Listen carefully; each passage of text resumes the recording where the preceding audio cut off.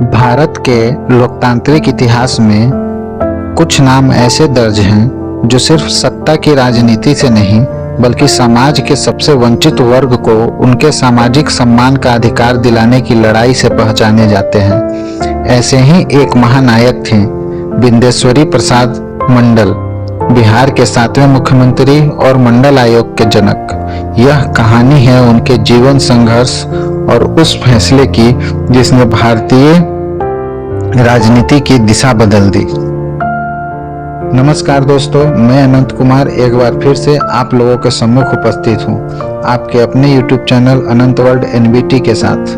मित्रों, सबसे पहले तो मैं क्षमा प्रार्थी हूँ कि मैंने लंबे समय तक अपने चैनल को बंद कर रखा था, लेकिन मेरे कुछ प्यारे दर्शकों के अनुरोध पर मैं इस इंफोटेनमेंट चैनल अनंत वर्ल्ड NBT को पुनः चालू कर रहा हूँ। भाइयों, जैसा कि आप सभी जानते हैं, चैनल बंद करने के पूर्व मैं चैनल पर 2 वीडियो सीरीज चला रहा था। पहला, बिहार के अब तक के मुख्यमंत्री सीरीज, दूसरा परमवीर चक्र विजेताओं की सीरीज। मित्रों, मैं चैनल को दोबारा शुरू कर रहा हूं बिहार के अब तक के मुख्यमंत्री सीरीज के साथ। इस वीडियो सीरीज में अब तक 9 वीडियो प्रकाशित हो चुके हैं, जिसमें मैंने आप लोगों तक बिहार के 6 मुख्यमंत्रियों की जानकारी साझा की है। अब ज्यादा समय न लेते हुए वीडियो को स्टार्ट करते हैं। दोस्तों, आज के इस वीडियो में मैं बात करूंगा बिहार के 7वें मुख्यमंत्री बिंदेश्वरी प्रसाद मंडल के बारे में। तो आइए दोस्तों, वीडियो को प्रारंभ करते हैं।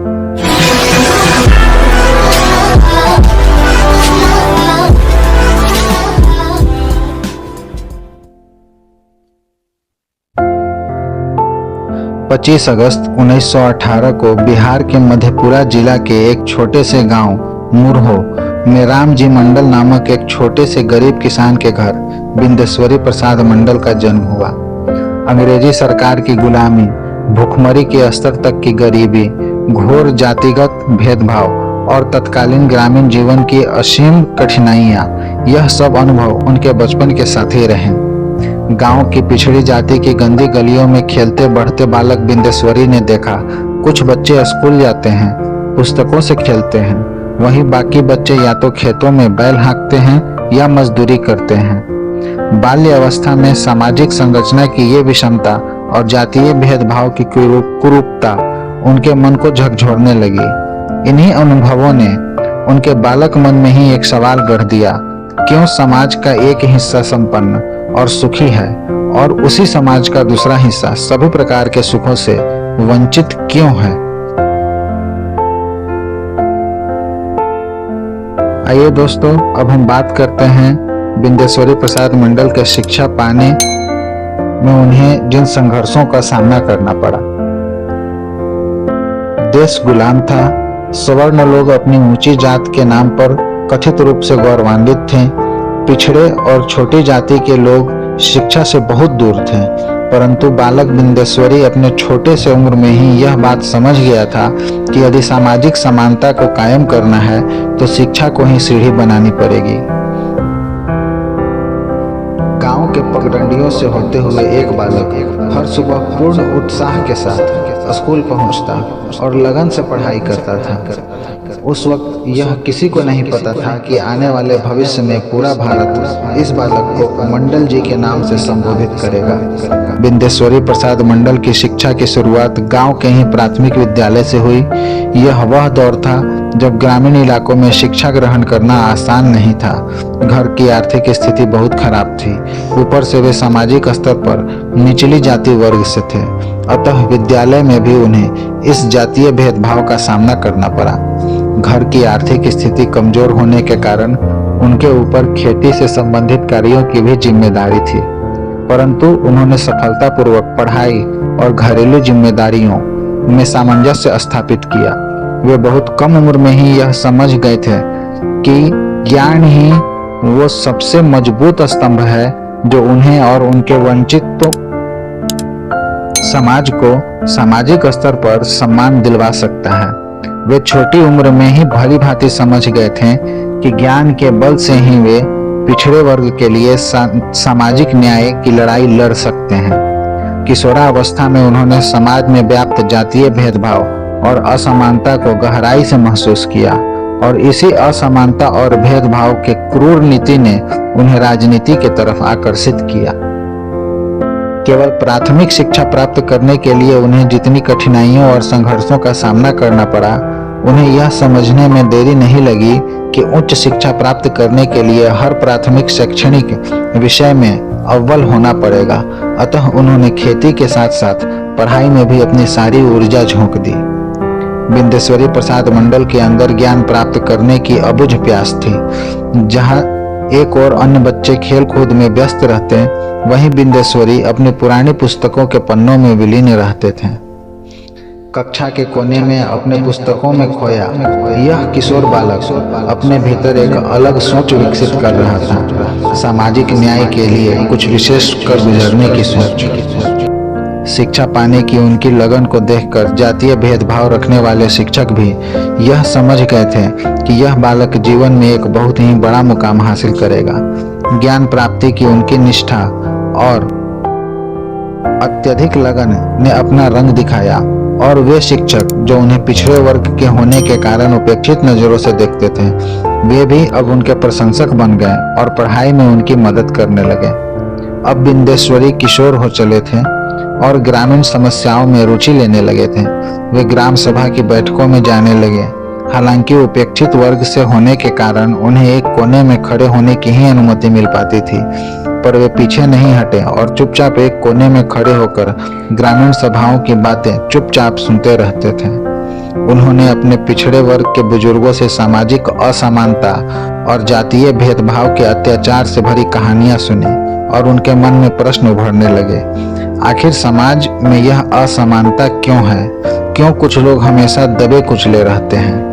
इस प्रश्न ने अंततः उन्हें सामाजिक न्याय की लड़ाई लड़ने के लिए प्रेरित कर ही दिया, और उन्होंने मन बना लिया कि अब वो इस लड़ाई का हिस्सा जरूर बनेंगे। मौका मिले तो राजनीति में अपनी संपूर्ण शक्ति झोंक देंगे। ग्रामीण स्तरीय शिक्षा में वे अव्वल रहे और उन्हें छात्रवृत्ति की सहायता से पटना विश्वविद्यालय में आगे की पढ़ाई करने का मौका मिला। यह वह दौर था जब सारा देश अंग्रेजी शासन के खिलाफ एकबद्ध था और आजादी की लड़ाई में डूबा संघर्ष कर रहा था। कॉलेज की दीवारों के बीच अब केवल किताबें ही नहीं थीं, बल्कि वहां राजनीतिक बहसें, आंदोलन की रणनीतियां और आजादी के गीत भी गूंजते थे। किशोर बिंदेश्वर प्रसाद मंडल अब धीरे धीरे युवावस्था की ओर अग्रसर था। उन्होंने अपनी शिक्षा को केवल डिग्री प्राप्त करने का साधन ही नहीं बनाया, बल्कि उन्होंने अपने शिक्षा को समाज और देश की बेहतरी का एक महत्वपूर्ण जरिया भी माना। कॉलेज में पढ़ते हुए वे छात्र राजनीति से जुड़े। छात्र राजनीति से जुड़ाव ने उनके व्यक्तित्व को उच्च स्तर का निखार प्रदान किया। वे स्पष्टवादिता, तर्क शक्ति और वाक्पटुता में आगे निकलने लगे।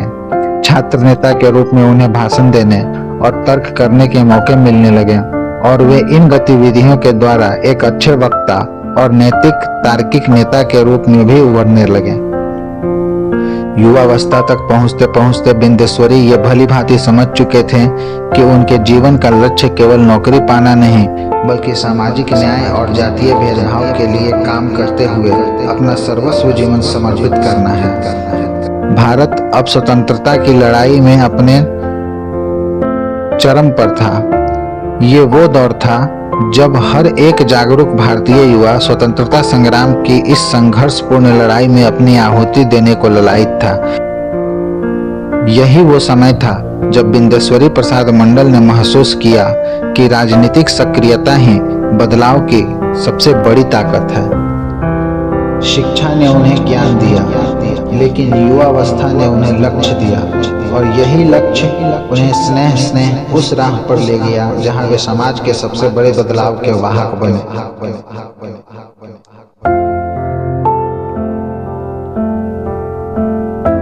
इस कहानी को आगे बढ़ाते हुए अब हम बिंदेश्वरी प्रसाद के राजनीति में प्रवेश एवं उनके राजनीतिक संघर्षों के विषय में चर्चा करेंगे।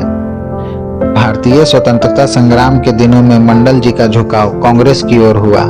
उन्होंने स्वतंत्रता आंदोलनों में सक्रिय रूप से भाग लिया, लेकिन राजनीति में आने का उनका मकसद सत्ता पाना नहीं था, बल्कि सामाजिक न्याय की वह मशाल जलाना था जिसे वह आजीवन जलाए रखे रहना चाहते थे।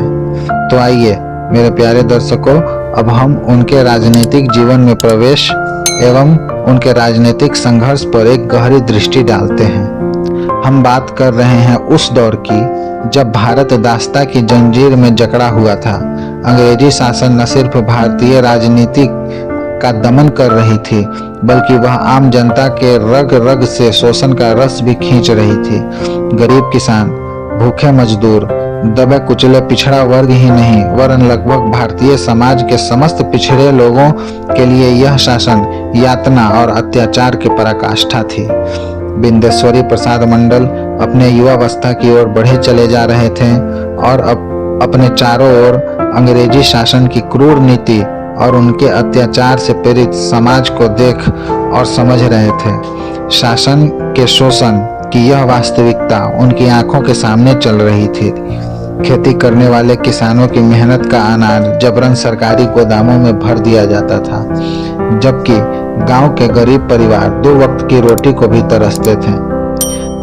सरकारी करों का बोझ इतना अधिक था कि कर चुकाने के प्रयास में गरीब किसान अक्सर कर्ज में डूब जाते और मजदूरों को अपनी ही मिट्टी में गुलाम की तरह जीना पड़ता।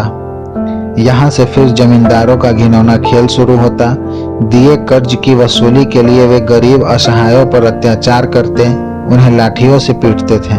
इतने से भी मन नहीं भरता तो कर्ज वसूली के नाम पर परिवार के किसी सदस्य को अपना बंधुआ मजदूर बना लेते और अपने घरेलू कार्य करवाते। ये सब अत्याचार और पीड़ित आम जनता की तकलीफों ने उनके कोमल हृदय को भारी आघात पहुंचाया।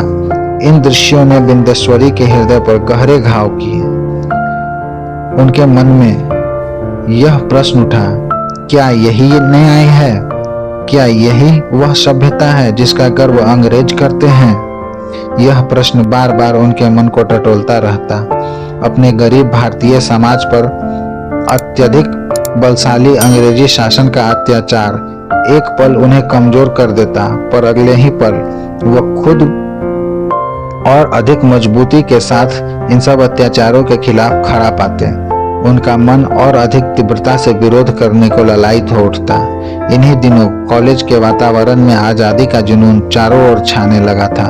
महात्मा गांधी का भारत छोड़ो आंदोलन, नेताजी सुभाष चंद्र बोस का जोशीला आह्वान और लाखों युवाओं का आजादी के लिए संघर्ष, इन सब ने मंडल जी के हृदय को झकझोर डाला।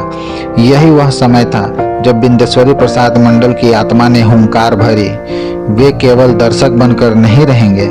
अगर अन्याय हो रहा है तो अन्याय का प्रतिकार करना ही होगा।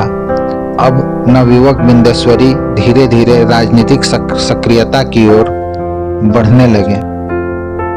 वे गांव-गांव घूमने लगे और पीड़ितों को समझाने लगे कि यह अन्याय केवल भाग्य नहीं है, बल्कि यह एक षड्यंत्र है जिसे तोड़ना होगा।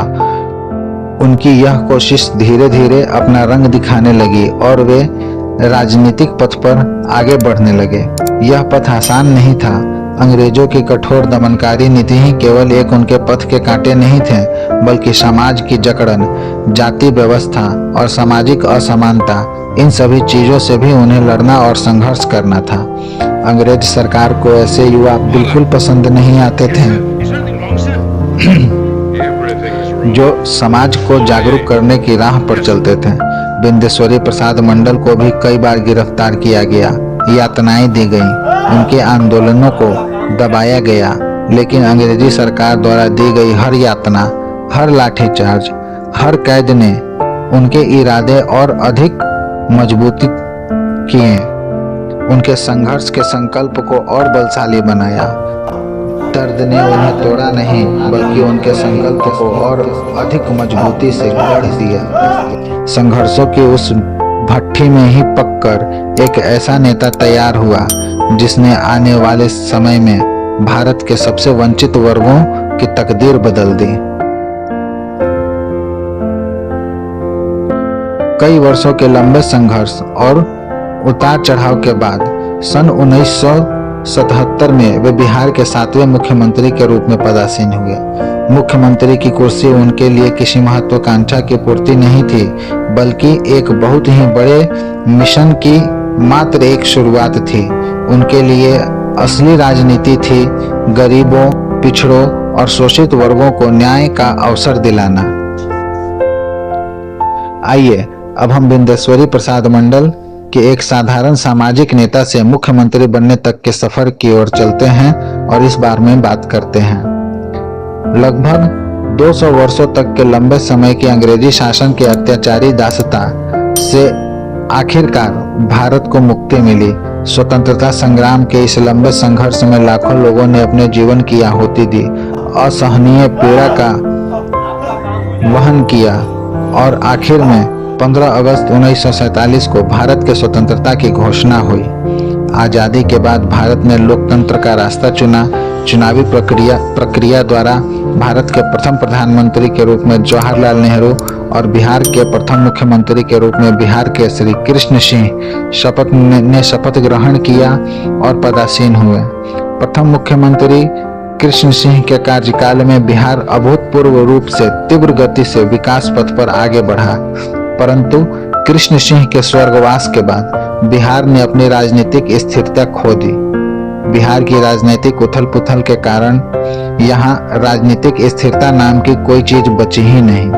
कभी कांग्रेस का वर्चस्व, कभी समाजवादी लहर, तो कभी क्षेत्रीय राजनीतिक दलों की उठापटक। और इन्हीं अस्थिरता एवं उथल पुथल भरे दिनों में एक नाम धीरे धीरे उभरने लगा, बिंदेश्वरी प्रसाद मंडल का नाम। आजादी के तुरंत बाद मंडल जी सक्रिय रूप से राजनीति में प्रवेश कर गए। वे मधेपुरा क्षेत्र से जनता की आवाज बनकर उभरे। 1952 के पहले आम चुनाव में उन्होंने समाजवादी विचारधारा से प्रेरित होकर राजनीति में अपनी पहचान बनाई।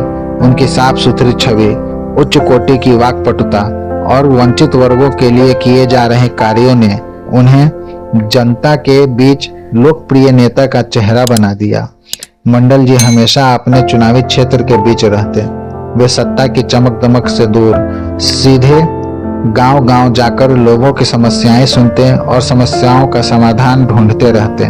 उनकी राजनीति का मूल मंत्र था, नेता वही जो जनता के बीच रहे। 1960 का दशक बिहार की राजनीति के लिए बेहद अस्थिर रहा।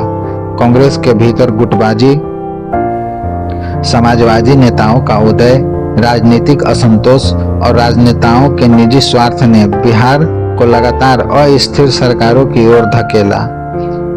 दोस्तों, हमने बिहार के अब तक के मुख्यमंत्री सीरीज के एक भाग में आपको पहले भी बताया है कि किस प्रकार बिहार में राजनीतिक अस्थिरता उत्पन्न हुई और कैसे केवल एक वर्ष में ही बिहार ने 4 मुख्यमंत्री और एक राष्ट्रपति शासन को झेला और देखा है। मैं वीडियो के लास्ट में उसका लिंक दूंगा, आप अगर चाहें तो उस वीडियो को भी देख सकते हैं। हम इस वीडियो पर अब आगे बढ़ते हैं। इन्हीं दिनों बिंदेश्वरी प्रसाद मंडल का नाम गरीबों और पिछड़ों के मसीहा के रूप में गूंजने लगा। मंडल जी की विचारधारा में राजनीति केवल सत्ता पाने का साधन नहीं, बल्कि समाज के सबसे दबे कुचले तबकों की आवाज उठाने का माध्यम है। 1967 के दौरान देश भर में कांग्रेस कमजोर हुई और अलग अलग राज्यों में गैर कांग्रेसी सरकारें बनने लगी। बिहार में भी इसका असर दिखा और कांग्रेस विरोधी गठबंधन ने बिहार में सत्ता संभाली। इसी कांग्रेस विरोधी दौर में 1 जून 1968 को बिंदेश्वरी प्रसाद मंडल को बिहार का 7वां मुख्यमंत्री बनने का अवसर मिला और वे विधायक दल के नेता के रूप में चुने गए तथा 1 जून 1968 को बिहार के 7वें मुख्यमंत्री के रूप में पदासीन हुए। बिंदेश्वरी प्रसाद मंडल का मुख्यमंत्री के रूप में शपथ ग्रहण करना अपने आप में एक ऐतिहासिक घटना थी। पहली बार बिहार की राजनीति में पिछड़ी वर्ग से आने वाला, गरीब परिवार से संबंध रखने वाला कोई नेता मुख्यमंत्री की कुर्सी पर बैठा था। मंडल जी के मुख्यमंत्री पद का शपथ ग्रहण ने लाखों गरीबों और वंचित लोगों के दिलों में आशा की नई किरण जगा दी। हमारी सरकार का मकसद सिर्फ सत्ता नहीं, बल्कि वंचितों को उचित न्याय देना है। शपथ ग्रहण करने के बाद अपने मंत्रिमंडल को संबोधन करते समय विंदेश्वरी प्रसाद मंडल के मुख से निकला पहला वाक्य यही था। उन्होंने पद ग्रहण करने के पहले दिन ही स्पष्ट किया कि उनकी सरकार की प्राथमिकता होंगी शिक्षा को पिछड़े वर्गों के लिए सुलभ करना, प्रशासन में भ्रष्टाचार को कम करना, गरीब किसानों की कर्ज माफी और करों में राहत देना, समाज में जातीय भेदभाव को खत्म कर बराबरी की भावना उत्पन्न करना। वैसे तो विंदेश्वरी प्रसाद मंडल ने अपने कार्यकाल के पहले दिन ही अपने सरकार की प्राथमिकताओं को स्पष्ट कर दिया था, लेकिन वे एक बात नहीं समझ पाए थे कि राजनीति केवल स्पष्टवादिता और उच्च आदर्शों पर नहीं चलती। उनके सरकार चलाने की और मुख्य प्राथमिकताओं को स्पष्ट करते ही कई चुनौतियां सुरसा राक्षसी के बृहद मुख के समान उनके सम्मुख खड़ी हो गई। कांग्रेस और विपक्षी दल यह समझ गए कि सरकार इन प्राथमिकताओं के साथ यदि लंबे समय तक चली तो उनका अपना निजी स्वार्थ केवल एक स्वप्न मात्र ही रह जाएगा। कांग्रेस और अन्य विपक्षी दलों ने उनके ऊपर नकारात्मक दबाव डालना प्रारंभ कर दिया। दोस्तों, यह वही समय था जब बिहार अपने पूर्ण रूप से अपनी राजनीतिक स्थिरता खो चुकी थी। बिहार की राजनीति अभी भी अस्थिर थी और सत्ता प्राप्ति के लिए जोड़ तोड़ का कार्य चरम पर था। राजनीतिक गुटबाजी भी उनके राह का एक विशाल पर्वत साबित हुआ। उन्होंने कार्यकाल के प्रथम दिन ही यह स्पष्ट कर दिया था कि वो प्रशासन में व्याप्त भ्रष्टाचार को बर्दाश्त नहीं करेंगे। अतः प्रशासनिक अस्थिरता भी उन्हें मुख्यमंत्री के रूप में नापसंद करने लगी। मंडल जी की आदर्श बहुत बड़े और महान थे, लेकिन राजनीतिक एवं प्रशासनिक हालत उनके अनुकूल नहीं थे। उनकी नीतियां और दृष्टि समाज के लिए क्रांतिकारी थी, लेकिन वे राजनीतिक समीकरणों में कमजोर पड़ गए। आखिरकार सत्ता लोभियों की राजनीतिक जोड़ तोड़, भ्रष्टाचार में पूर्णतः लिप्त प्रशासनिक तंत्र एवं कांग्रेस व अन्य विरोधी दलों के अनैतिक हस्तक्षेप और दबावों से तंग आकर 22 जून 1968 को उन्होंने मुख्यमंत्री पद से इस्तीफा दे दिया। अनैतिक सत्ता लोभियों, पथभ्रष्ट प्रशासनिक तंत्र और कांग्रेस तथा अन्य विरोधी दलों के मिलीजुली जुगाड़ ने उनके सरकार को गिरा तो दिया, लेकिन उनके इस छोटे से कार्यकाल ने भी एक गहरा प्रतीक चिन्ह स्थापित कर दिया था कि भारत के सबसे पिछड़े तबकों से आने वाला कोई गरीब किसान का बेटा भी अपनी क्षमताओं के बल पर सत्ता की बागडोर संभाल सकता है। मात्र 21 दिन का मुख्यमंत्री का कार्यकाल शायद बहुत छोटा लगे, लेकिन इन 21 दिनों में यह संदेश दिया कि राजनीति के दरवाजे अब केवल उच्च वर्गों और वंशानुगत नेताओं तक सीमित नहीं रहेंगे। छोटे से गांव के छोटी सी झोपड़ी से निकला एक साधारण किसान पुत्र भी मुख्यमंत्री बन सकता है। यही मंडल जी की सबसे बड़ी ऐतिहासिक जीत थी। मुख्यमंत्री के रूप में उनका कार्यकाल इतना छोटा था कि मुख्यमंत्री रहते हुए उन्हें कुछ बड़ा करने का मौका नहीं मिला। मगर विंदेश्वरी प्रसाद मंडल की कहानी यहाँ खत्म नहीं होती। भले ही विंदेश्वरी प्रसाद मंडल का मुख्यमंत्री का कार्यकाल अल्पकालीन रहा हो, परंतु उनके राजनीतिक जीवन का अभी सबसे महत्वपूर्ण कार्य शेष था, जिसके लिए वे अपने बाल्यकाल से ही खुद से वचनबद्ध थे। उन्हें अभी अपने जीवन का सबसे महत्वपूर्ण कार्य करना था। जिस सामाजिक विषमता को वो बचपन से देखते आए थे, जिस जातीय भेदभाव ने उनके मन के बागी बनाया था, उस सामाजिक असमानता की लड़ाई अभी शेष थी। अभी उन्हें जातीय भेदभाव और सामाजिक असमानता के खिलाफ मील का पत्थर बनना बाकी था। उनकी संघर्ष यात्रा अभी शेष थी। मित्रों, मंडल जी का जीवन एवं उनके कार्य और फैसले इतने जहीन और जटिल हैं कि पूर्ण रूप से निष्पक्ष रहते हुए केवल एक वीडियो में उनके संपूर्ण जीवन को चित्रित करना संभव नहीं है। यह वीडियो भी लगभग 30 मिनट लंबा हो चुका है, अतः मैं अब बिंदेश्वरी प्रसाद मंडल के जीवन से संबंधित एक और वीडियो जल्द ही प्रकाशित करूंगा, जिसमें मैं और मंडल कमीशन के विषय में भी विस्तृत चर्चा करूंगा। तब तक के लिए अपने इस छोटे भाई को इजाजत दीजिए और इस सीरीज के अगले भाग का इंतजार कीजिए। यदि आपको मेरा प्रयास पसंद आया है तो वीडियो को लाइक और शेयर जरूर करें और चैनल को सब्सक्राइब करना न भूलें। नमस्कार।